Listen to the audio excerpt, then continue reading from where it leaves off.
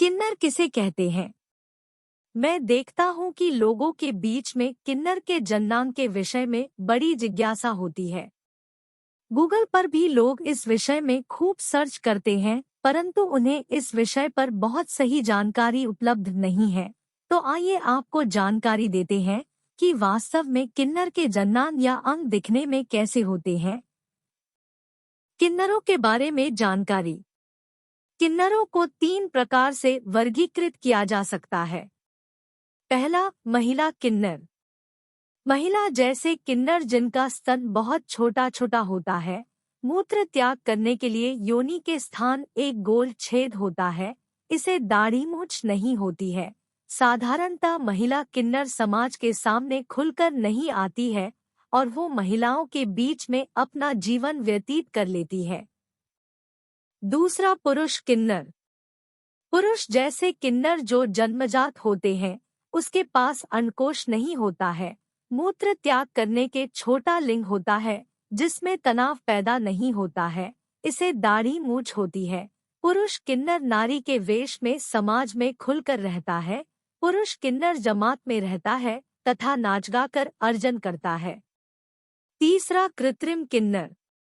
किन्नर कृत्रिम भी बनते हैं जो जन्मजात नहीं होते हैं और विदेशों में हॉर्मोन्स और सर्जरी से बनते हैं, पर भारत में ऐसे किन्नर दूसरे के नन्हे नवजात शिशुओं को चुरा उसी अवस्था उसके अंडकोश को निष्क्रिय करवा के नपुंसक बनाने से होते हैं, जैसे सांड को बैल बनाना। इसे दाढ़ी मूंछ होती है तथा उसमें अंडकोश की थैली भी दिखाई देती है, पर जनन नहीं कर सकते और वो पुरुष किन्नर के साथ ही रहता है।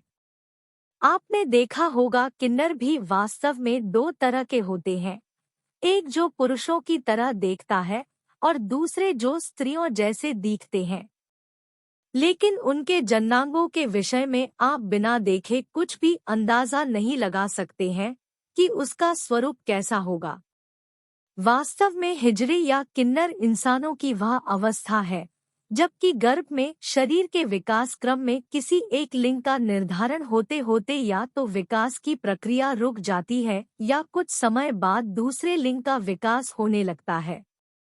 इस प्रकार हिजड़े या किन्नर के अंग में पुरुषों के अंग या महिला के अंग या तो अविकसित अवस्था में होते हैं या फिर ऋषों के अंग या महिला के अंग का मिलावटी स्वरूप हो जाता है। किन्नर के अंग की स्थिति पूरी तरह से पुरुषों के अंग या महिला के अंग की गड्ढमड्ढ है। किन्नर के जन्नांग या गुप्त अंग भी स्त्री या पुरुष से मिलते जुलते जन्नांगों की विकृत या अविकसित अवस्था होती है। कुछ ट्रांस यानी किन्नर लोग एक पुरुषों के अंग और अंडकोश के साथ पैदा होते हैं, जबकि दूसरों कुछ लोग महिला के अंग और अंडाशय के साथ पैदा होते हैं। हालांकि इंटरसेक्स लोगों में जन्नांग विन्यास एक पुरुष के अंग या महिला के अंग के रूप में नहीं अपितु अंडकोश और अंडाशय का एक मिश्रण हो सकता है। इसके अलावा कुछ लोगों को पुरुषों के अंग और बाहरी अंडाशय या एक महिला के अंग और आंतरिक अंडकोश के साथ देखा जा सकता है। तो आप वास्तव में एक हिजड़े किन्नर ट्रांस व्यक्ति के जन्नांग के बारे में तब तक नहीं समझ पाएंगे जब तक कि वह आपको अपने जन्नांग को दिखाए नहीं।